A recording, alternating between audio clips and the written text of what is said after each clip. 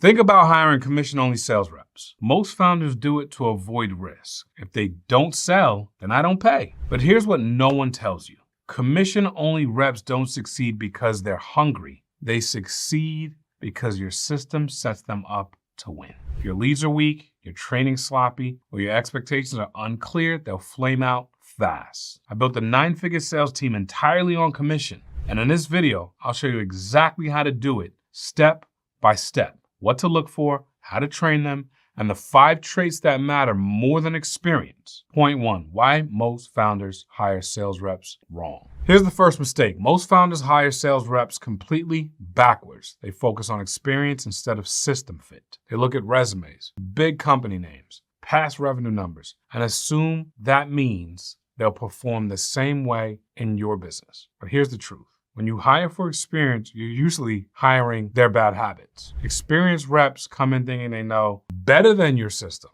except you don't have one yet. That's where most founders go wrong. They expect new reps to figure it out. But salespeople don't build systems. They follow them. Early on, I made the same mistake. I hired people who looked amazing on paper, years of experience, big energy, and every one of them failed. Not because they were bad sellers, but because I didn't have a clear path for them to win. Once I built the system, clear process, clear expectations, clear accountability, suddenly average people started outperforming the experienced ones. That's when I realized it's not about the rep. It's about the framework they follow. Brings us to point 2, the foundation. Build your system before you hire. Before you hire even one commission rep, you need to build your system. Here's how. Start by documenting exactly how you sell from first touch to close. Write it down like a playbook. What happens after someone books a call? What questions do you ask? What objections come up 90% of the time, and how do you handle them? Then break that into clear stages that anyone can follow. Your job is to create a repeatable path, not rely on personality or instinct.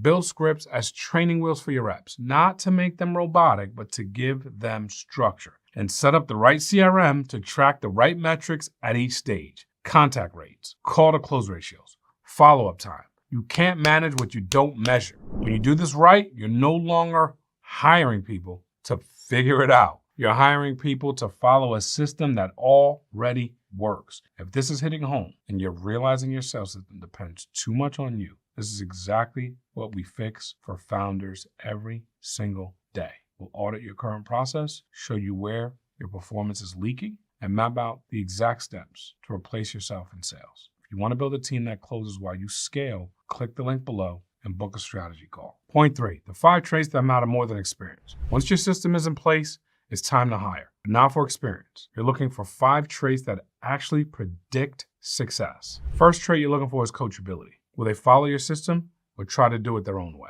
Second thing you're looking for, without a shadow of a doubt, is work ethic. Are they willing to do the daily inputs that drive outcomes? Third thing, resilience. Can they handle rejection without spiraling? Fourth thing, curiosity. Do they ask great questions and actually listen to prospects? And then the 5th trait you're looking for is the value alignment. Do they care about helping people win or just making money for themselves? When I interview, I'm not trying to find a slick talker. I'm testing for these 5 traits because if they have these, I can train everything else. But if they do not, no amount of experience will save them. Brings us to point 4, the interview process that actually works. Most founders run interviews like job fairs. They read resumes, ask canned questions, and hire whoever sounds confident. That's a recipe for very high turnover. Instead, skip the resume review and focus on live interaction. I use group interviews at times to see how candidates handle real social dynamics. Who takes the lead?